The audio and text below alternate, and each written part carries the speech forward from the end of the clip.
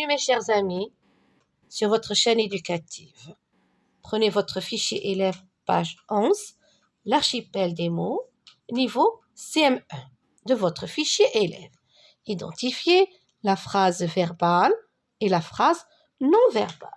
Alors, un petit rappel, une phrase est généralement construite autour d'un verbe conjugué.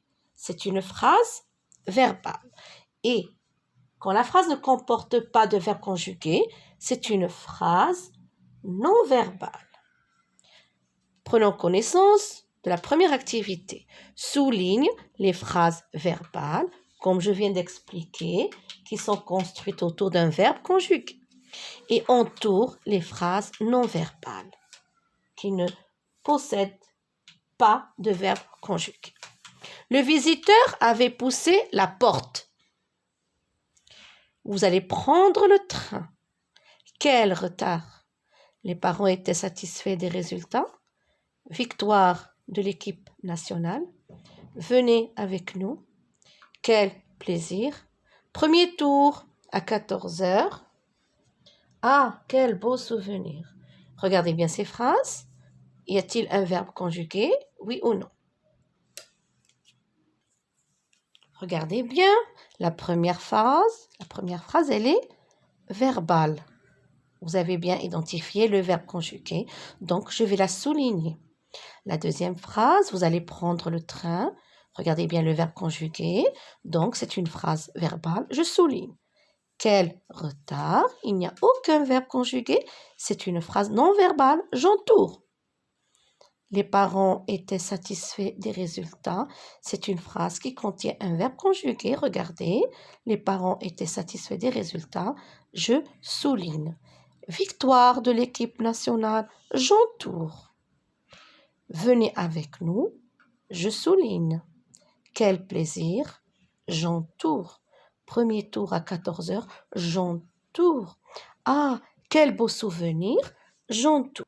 Alors, j'ai souligné toutes les phrases qui sont construites autour d'un verbe conjugué, c'est une phrase verbale, et les phrases qui ne comportent pas de verbe conjugué, je les ai entourées, c'est une phrase, ce sont des phrases plutôt non verbales.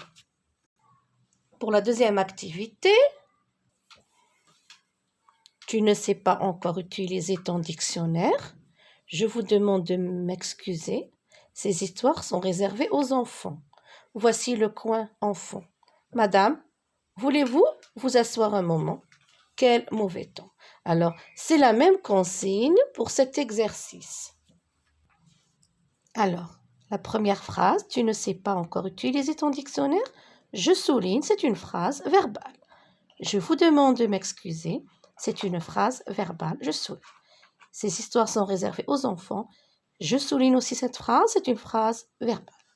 Voici le coin enfant. J'entoure, c'est une phrase non verbale. Madame, voulez-vous vous asseoir un moment? C'est une phrase verbale, je souligne. Quel mauvais temps.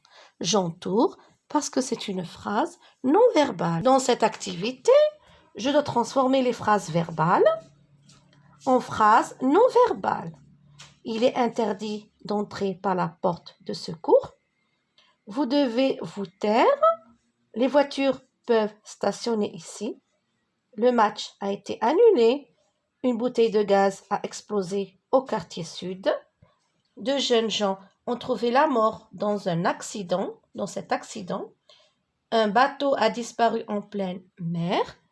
La dernière phrase, la neige tombera sur l'Atlas. La réponse à cette activité, alors pour la première phrase, interdiction d'entrer par la porte de secours. Vous avez vu, nous avions une phrase verbale, nous l'avons transformée en phrase non verbale. Interdiction d'entrer par la porte de secours. Pour la réponse de la deuxième phrase, silence. Troisième phrase, ici, stationnement autorisé pour les voitures. Match annulé, tout simplement. Explosion d'une bouteille de gaz au quartier sud. mort de 2 jeunes gens dans un accident, disparition d'un bateau en pleine mer. Et pour la dernière phrase, neige sur l'Atlas. Pour l'activité suivante, transforme les phrases non verbales en phrases verbales. Alors ici, nous avons des phrases qui sont non verbales.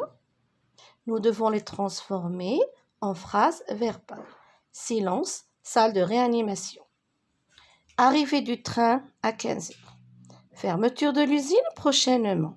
Réduction de la vitesse à 60 km à l'heure. Rentrée des passagers. Alors, pour la première phrase, le silence est exigé en salle de réanimation. Regardez bien, c'est une phrase verbale. Le train arrive à 15 heures, c'est une phrase maintenant verbale. L'usine sera fermée prochainement. Vous avez vu, nous avons le changement qu'on a opéré. La fermeture, nous l'avons remplacée par l'usine sera fermée prochainement. La vitesse est réduite à 60 km à l'heure. La rentrée est réservée aux passagers. Pour cette activité, recopie le tableau que je vais vous montrer et complète-le avec les phrases proposées. Alors, ces phrases, nous allons les recopier dans le tableau.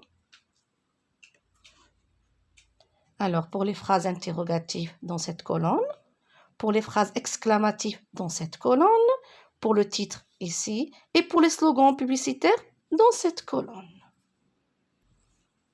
Pourquoi partir? Je vais l'écrire dans cette colonne. C'est une phrase interrogative. Quelle pagaille? Je l'écrirai dans cette colonne. C'est une phrase exclamative.